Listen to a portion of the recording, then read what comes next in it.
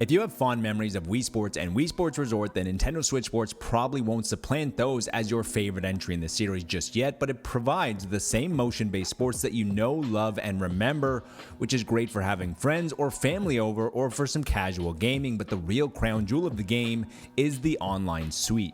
Let's get the obvious out of the way first. The lack of variety is what's really holding back Nintendo Switch Sports from being something special, but hopefully that can be remedied, and we'll touch on that later. Nintendo Switch Sports has only 6 sports, which wouldn't be an issue if they were all elite entries and varied, but they aren't. However, it's also not full price.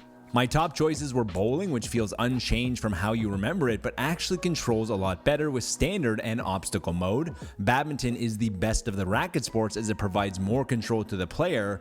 Volleyball is fun, and despite the moves not being authentic, it remains intuitive. Chambara has surprising depth with angles being important for parrying and waiting for the right window. On the other hand, soccer is weird to use your hands to swing, but you could get the additional leg strap, but that's an extra step for the average casual gamer. The free roaming around the field with a giant ball gives it a very Rocket League feel, which, from the outside looking in, should be one of the standouts. However, it just didn't click for me. Tennis is fine, but since there are 2 racket sports, there has to be one winner. Despite what your preference is on sports, they all control well thanks to the improved technology since the days of the Wii and the Wii Motion Plus.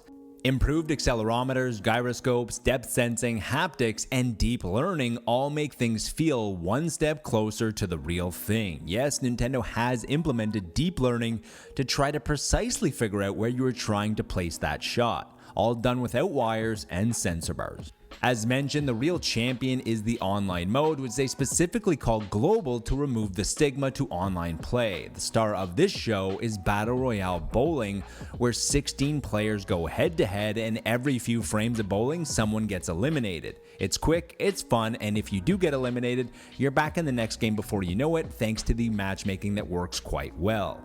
Nintendo's basic online functionality actually works in the benefit of Switch Sports, as you are only getting the benefits of playing against others, which is a tougher challenge than AI, and you get none of the downsides which can come from typical online play. Nintendo Switch Sports is a similar amount of fun to previous entries, including Wii Sports, which only launched with 5 sports, 1 less than Nintendo Switch Sports, but the online is where the value is added, as it features a lot more things to do, and this is what Nintendo is using in place of a single player campaign.